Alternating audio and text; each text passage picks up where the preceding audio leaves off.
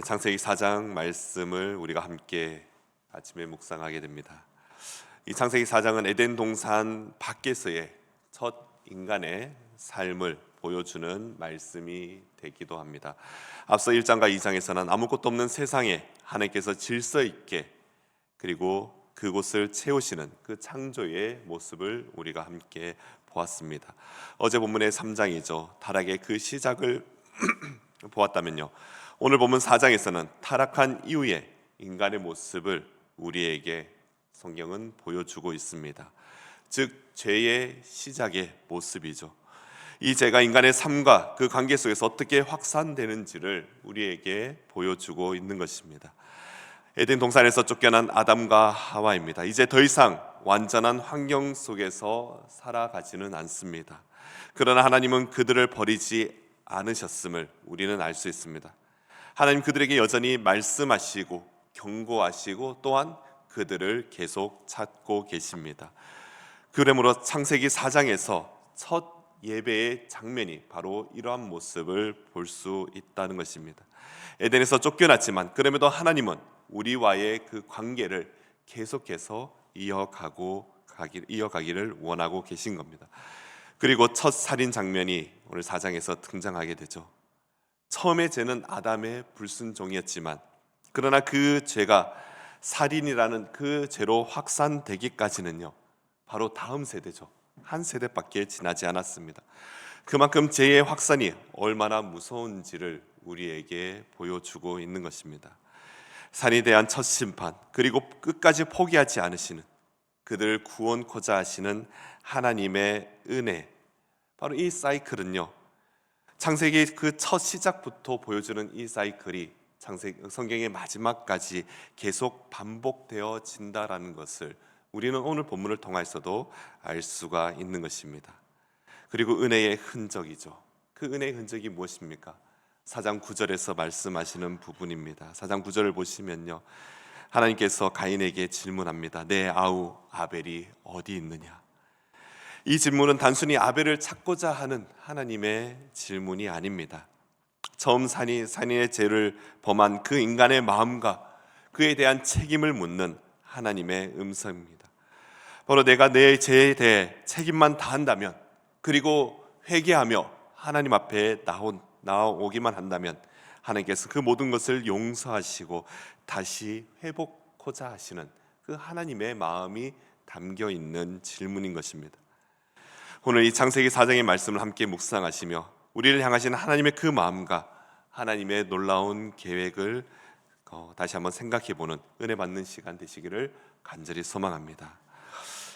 첫 번째 무엇일까요? 바로 하나님은 예배의 모양이 아니라 중심을 보시는 분이시라는 것을 우리에게 가르쳐 주고 있습니다. 오늘 본문 1절부터 7절까지 말씀인데요, 처음 예배를 드리는 두 사람에게 대해서 우리에게 보여주고 있습니다. 사랑하는 성도 여러분, 가인과 아벨입니다. 바로 아담의 두 아들이죠. 이들은 똑같이 하나님 앞에 나와 제사를 드렸습니다. 겉으로 보면 두 사람 모두 하나님을 알고 있으며 또 하나님 앞에 예배하는 예배자들입니다. 하나님께 드릴 줄 아는 사람입니다. 그런데 하나님은 아벨의 제사는 받으시고 가인의 제사는 받지 않습니다. 왜 그럴까요? 또 어떤 사람들은 이렇게 이야기하기도 합니다. 하나님은 농작물보다 피의 제사를 더 귀하게 여기신다, 그렇게 말하는 이들도 있습니다. 그러나 그것이 문제가 아닙니다. 문제는 무엇을 드렸나 보다 어떻게 드렸냐에 있습니다. 성경은 명확하게 이 부분에 오해가 없도록 말씀하고 있습니다. 아벨이 양의 첫 새끼와 그 기름을 드렸다라고 말씀합니다.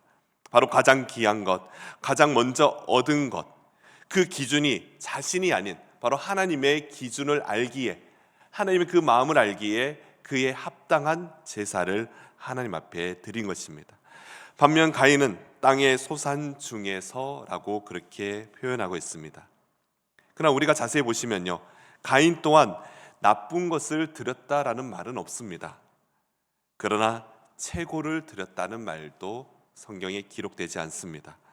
사랑하는 성도 여러분, 예배를 드렸는데 바로 하나님이 기뻐하지 않으시는 예배 또한 있을 수 있다라는 것입니다. 아니, 있다라는 것이죠.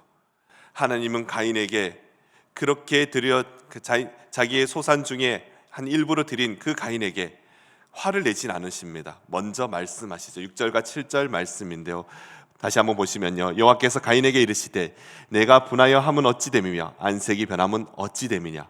내가 선을 행하면 어찌 낯을 들지 못하겠느냐. 선을 행하지 아니하면 제가 문에 엎드려 있느니라. 제가 너를 원하나 너는 죄를 다스릴지니라. 이 말씀 책망의 말씀이 아닙니다. 다시 한번 기회를 주시고자 하시는, 다시 한번 돌이킬 수 있다라는 하나님의 음성이죠.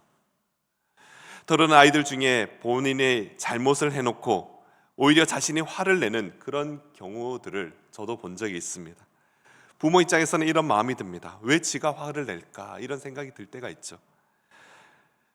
그런 아이들에게 저는 이렇게 이야기했습니다. 네가 잘못했잖아. 네가 잘못한 것을 다시 한번 생각해봐 라고 이야기하죠. 그러나 그 말 뒤에는 어떤 마음이 숨겨져 있습니까? 네 잘못을 깨닫고 잘못했다라고 말한다면 내가 용서해주고 또 그렇게 이 관계를 다시 한번 회복하자라는 그 마음들이 있죠. 그러나 6절과 7절 말씀이 그 장면인데, 가인에게는 아직 기회가 있고 돌이키면 용서하시겠다는 그 하나님의 마음이 바로 여기에 담겨져 있습니다. 그러나 가인은 그렇게 하지 않은 거죠. 성도 여러분, 예배의 자리에 서 있지만 그 중심이 어디에 있는가라는 것을 하나님께서는 그것을 우리에게 먼저 보고 계신 것입니다. 하나님께서 예배하는 이 시간에 내 삶에 가장 우선이 되는지를 다시 한번 생각해 보라는 것입니다.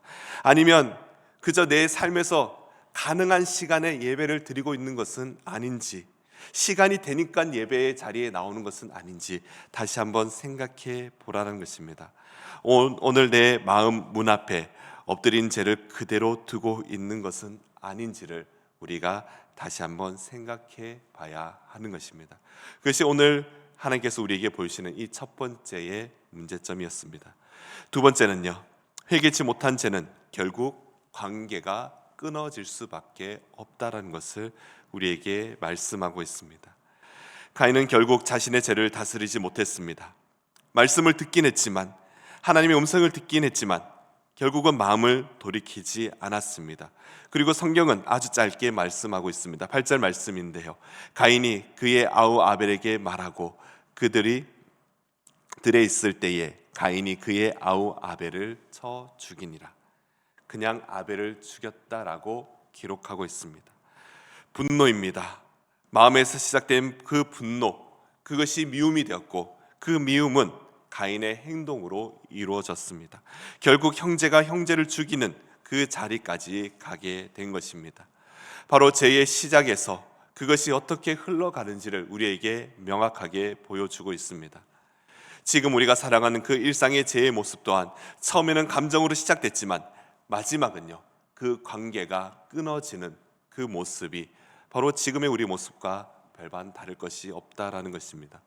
하나님은 다시 가인을 찾고 계십니다. 내 아우가 어디 있느냐? 내 아우 아벨이 어디 있느냐? 하나님은 이미 알고 계시지만 그러나 이렇게 질문하시는 그 의도, 바로 다시 한번 회개할 기회를 이번에도 주시고 계신 겁니다.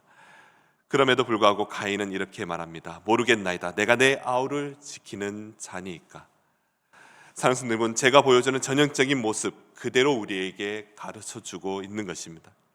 죄는 우리로 하여금 책임을 회피하게 만듭니다. 형제의 고통에 무감각하게 만들고 있는 것입니다. 나와 상관없다라고 이야기하고 있으며 내가 책임질 필요가 없다라는 것입니다. 이것이야말로 죄가 우리에게 주는 마음이라는 것이죠. 사랑하는 성도 여러분, 잘못에는 항상 책임이 따르기 마련입니다. 혹시 책임을 외면하고 계시지는 않습니까? 다른 사람 탓을 하고 계시는 것은 아닙니까? 하나님 앞에서 여전히 핑계하고 있지는 않습니까? 그 결과가 무엇이냐면요, 모든 사람들과의 관계를 끊어버리게 된다라는 것이죠. 죄의 결과는 하나님뿐만 아니라 사람들과의 그 관계마저도 끊어버림을 우리는 반드시 기억해야 하는 것입니다. 그리고 우리가 꼭 기억해야 할 것은 지금도 그 끊어진 관계를 여전히 회복하고자 하시는 하나님의 마음이 있다라는 것을 우리는 기억해야 됩니다. 오늘 혹시 내 안에 회개하지 못한 죄가 있다면 하나님 앞에 그 죄를 내어놓고 회개하며 하나님 앞에 다시 한번 돌아서는 우리 믿음의 성도님 되시기를 간절히 소망합니다. 마지막 세 번째인데요, 심판 속에서도 하나님께서는요 그 길을 만드시는 분이십니다. 가인의 심판입니다. 가인을 그냥 유리한 자로 놔두시게 됩니다. 땅 또한 가인의 수고에 응답하지 않음을 말씀하십니다.